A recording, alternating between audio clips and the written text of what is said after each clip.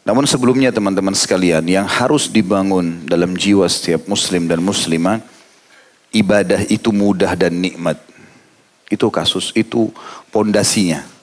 Sehingga tidak ada kejenuhan, tidak ada merasa malas, tidak ada merasa berat dengan ibadah. Yang biasa membuat kita jadi berat melakukan sebuah ibadah itu karena kita sudah membangun pondasinya, kayaknya berat nih puasa. Sebulan gak makan dan minum. Lalu kita terbawa dengan arus bisikan syaitan itu. Padahal tidak makan, tidak minum hanya dari pagi sampai maghrib saja. Dari maghrib sampai subuh makan sampai capek. Artinya bukan semuanya tidak boleh makan dan minum.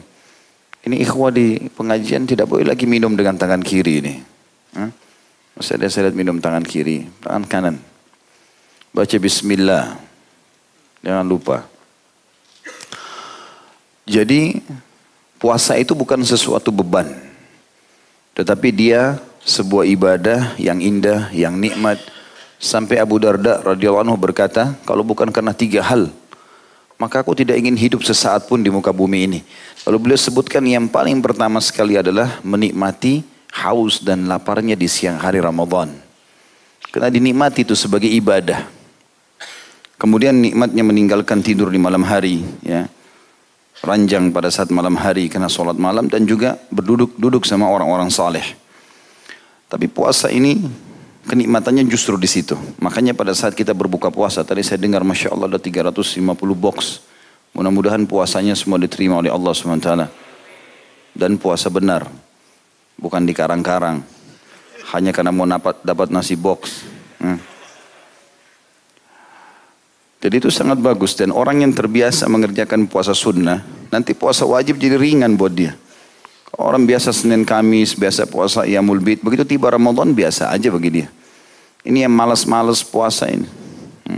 Sepanjang tahun 11 bulan tidak pernah puasa. Selalu kerjasama sama syaitan. Besok Senin kayaknya tidak usah puasa nih. Iya nggak usah puasa.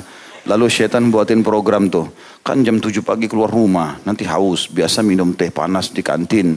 Biasa begini dan begitu. Akhirnya nggak puasa. Bukunya kosong terus dari amal itu. Puasa sangat berhubungan dengan masalah kesehatan. Karena saya pernah berikan gambaran. Badan kita ini ibarat mesin.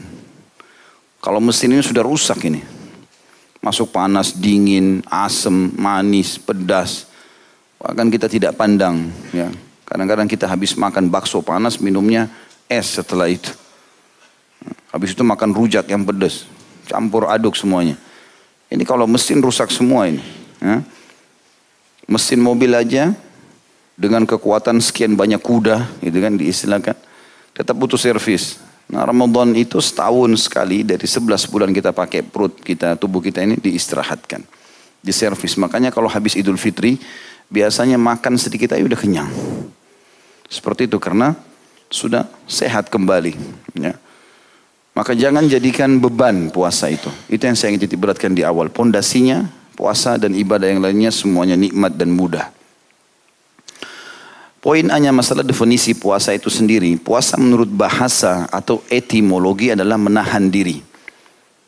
Sedangkan menurut syariat atau terminologinya adalah puasa menahan diri dari makanan, minuman, hubungan suami istri, dan semua perkara yang membatalkan puasa mulai dari terbitnya fajar sampai dengan terbenamnya matahari dengan niat ibadah. Kalau kita mulai dari akhir definisi dengan niat ibadah, maksudnya tidak ada urusannya sama manusia. Bukan puasa karena tidak enak sama atasan, tidak enak sama pasangan, tidak enak sama kerabat, tidak enak sama lingkungan, enggak ada. Ada manusia ini semua atau kita sendirian hidup di muka bumi ini, mereka tidak ada, tetap aja saya puasa. Ada orang semua ini atau tidak ada, tetap aja saya sholat.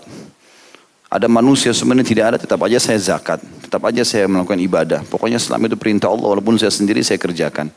Jadi nggak ada hubungannya sama manusia. Rugi sekali kalau hanya karena manusia.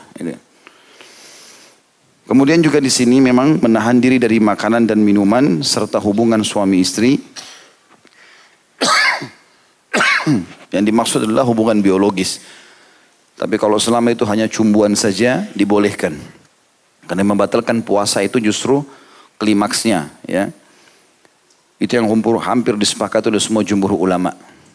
Tapi tentu orang lebih baik menghindar. Apalagi yang muda-muda ini. Dan jangan pernah menikah di akhir Sya'ban. 2 hari lagi mau Ramadan, kirim undangan. Batal lah puasanya semua. Bulan nikah itu bulan Syawal. Makanya Aisyah mengatakan dari anha, Nabi SAW menikahi aku di bulan Syawal. Bahkan umumnya ummahatil mu'minin di bulan Syawal. Sampai diistilahkan Syawal adalah bulan pernikahan. Setelah Idul Fitri. Jadi antum ada spare 11 bulan. Gitu kan? Bisa bersama-sama sama istri. Baik, selanjutnya di situ ada batasan terbitnya fajar sampai terbenam matahari. Sunnahnya kita menerlambatkan sahur sampai menjelang terbit fajar, maksudnya waktu subuh.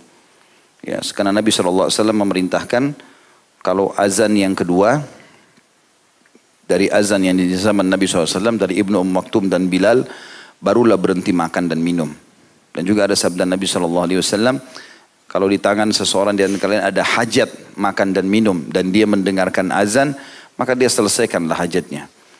Artinya kalau dia tahu memang dia bisa menghabiskan sebelum selesai azan. Jadi jangan azan baru ambil 1 piring, nggak bakal habis. Tapi orang kalau lagi mau minum obat, tehnya tinggal sedikit, dia mau habisin nggak ada masalah. Dan tidak usah hubungkan teman-teman, ini sebentar saya nggak makan dan minum ini, maka perutnya dipenuhkan dengan segala macam makanan. Nggak usah. Sugestinya keliru kalau begitu. Tadi akhirnya ada orang airnya sudah sekian liter, tehnya sekian liter, sirup begini. Akhirnya sakit perut, nggak bisa kerja. Ya. Tidak usah berpikir seperti itu. Bahkan kata Nabi SAW, sebaik-baik makanan sahur kalian adalah kurma. Dan sebaik-baik makanan buka puasa kalian adalah kurma.